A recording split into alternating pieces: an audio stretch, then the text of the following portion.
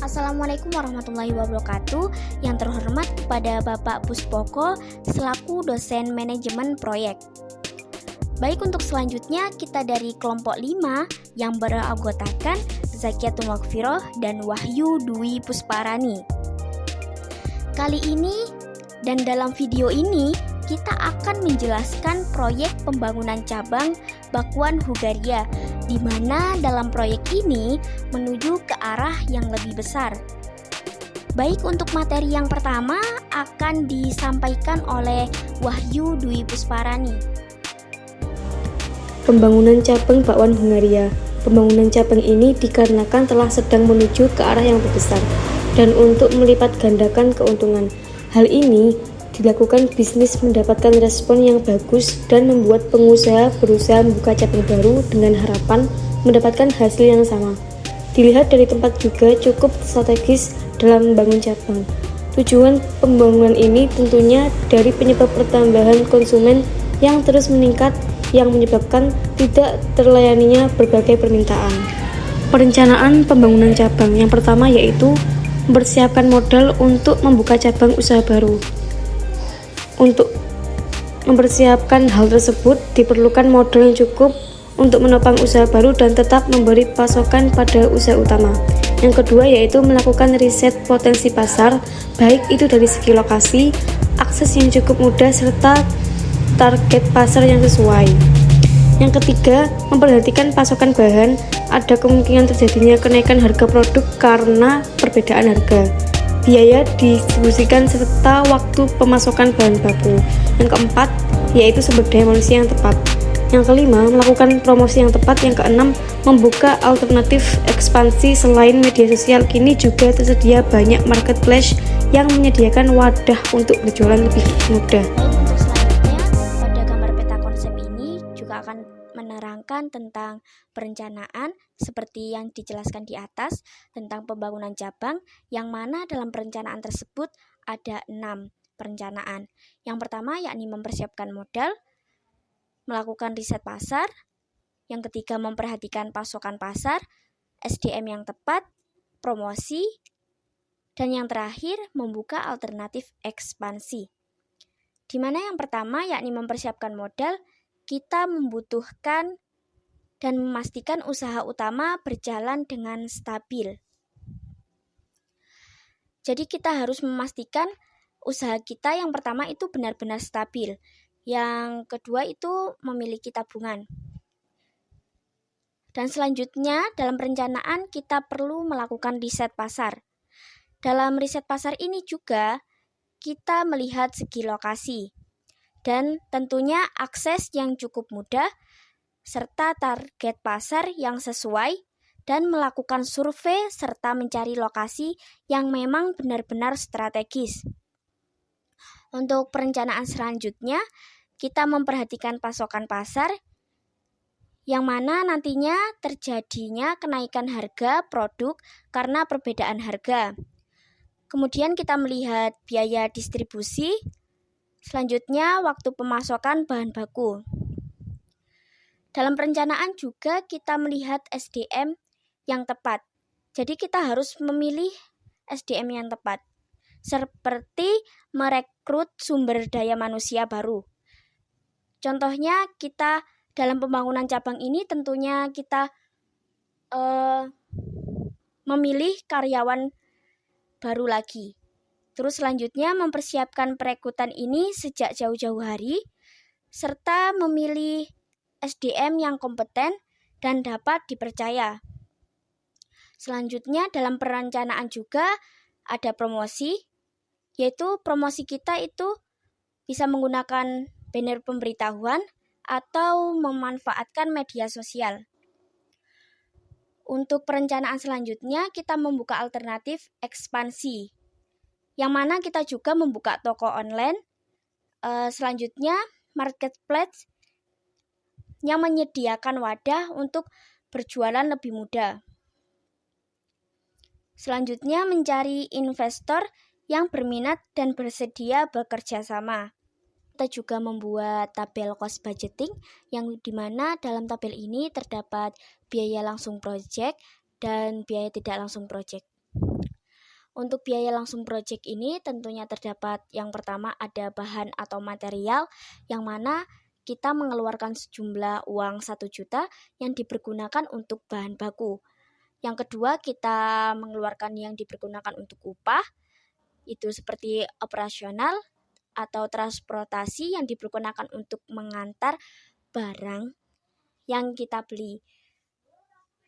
Jadi kita membayar transportasi tersebut, kita mengeluarkan 300.000. Yang ketiga, alat. Alat kita mengeluarkan 4 juta yang digunakan untuk biaya atau investasi.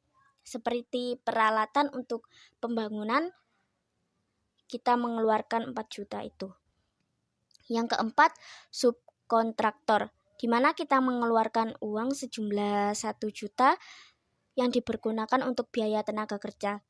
Jadi untuk setiap pekerja kita mengeluarkan sejumlah 1 juta.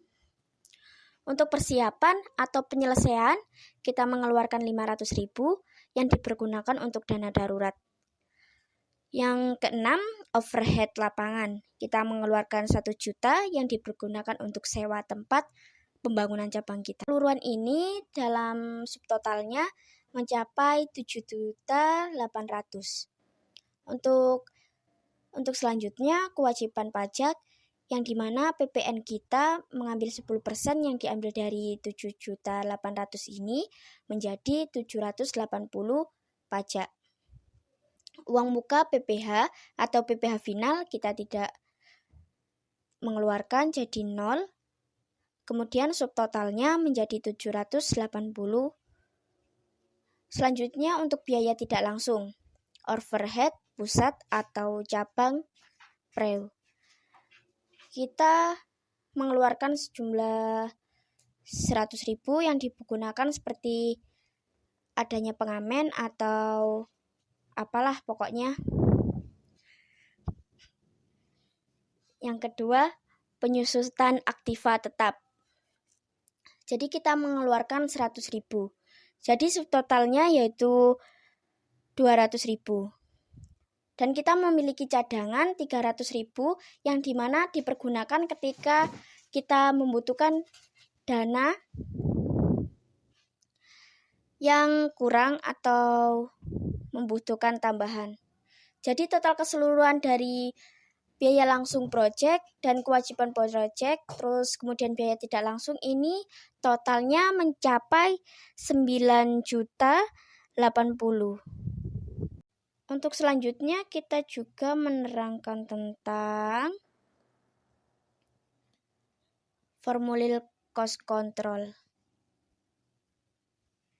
di mana terdapat uraian seperti material, upah, alat, subkon, pekerjaan persiapan, dan overhead lapangan. Dalam material ini, dalam pengeluaran aslinya kita mengeluarkan total budget senilai 1 juta. Kemudian budget realisasi juga 1 juta. Realisasi biaya 800. Sisa budget, jadi untuk sisanya itu A dikurangi C sama dengan ini 200 2 juta. Iya, maaf, 2 juta. Untuk perkiraan biaya, sisa biaya yang E 100. Kemudian penyimpangan D ini dikurangi E. Berarti menjadi 100.000. Kemudian kita lanjut ke upah, yang mana total budget kita 300.000. Kemudian di sini juga budget realisasinya 300.000. Jadi ini di sini. Kemudian realisasi biaya. Realisasi biaya itu kita juga 300.000. Sisa budgetnya berarti A kurangi C jadi 0. Kita tidak ada sisa. Begitupun dengan perkiraan sisa biaya, kita juga 0, dengan penyimpanan juga 0. Kemudian lanjut, nomor 3 ada alat, kita mengeluarkan 4 juta, yang mana budget realisasi juga 4 juta. Jadi ini kembali di sini gitu.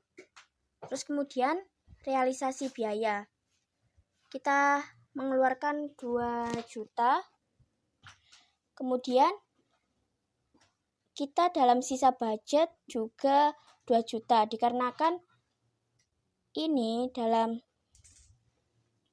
A dikurangi C.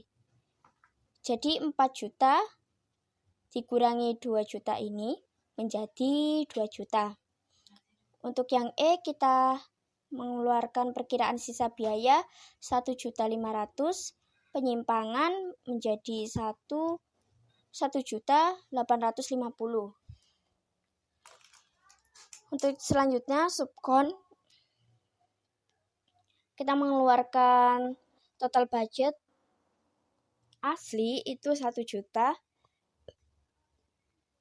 yang mana juga budget realisasi 1 juta. Realisasi biaya 7 juta. Kemudian sisa budget itu menjadi 3 juta. Perkiraan sisa biaya 100.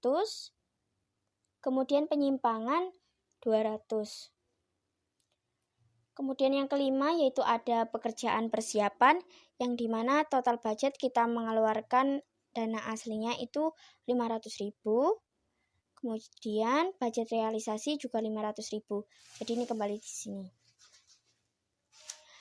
Untuk realisasi biayanya yang C ini juga 350. Kemudian sisa budget ada 150, yang dimana sisa ini A dikurangi C. Kemudian yang E, perkiraan sisa biaya ada 50, penyimpangan 100. Dan yang terakhir itu ada overhead lapangan, dimana kita mengeluarkan total budget sejumlah 1 juta. Terus budget realisasi sama 1 juta ini, dikarenakan ini sama. Kemudian realisasi biaya itu kita 800. Kemudian sisa budget 200.000, dikarenakan A ini dikurangi C ini menjadi 200. Kemudian yang E 100.000. Kemudian yang penyimpangan juga 100.000. Jadi untuk total dari total budget yang A ini sejumlah 700. Jadi sejumlah 7.800.000. Dan untuk yang budget realisasi yang B ini juga sama, totalnya 7.800.000. Untuk yang realisasi biaya yang C ini kita totalnya 4.950.000. Dan kemudian sisa budget sejumlah total 2.850.000, dan yang perkiraan sisa biaya 1.850.000, dan yang penyimpangan ini 2.350.000.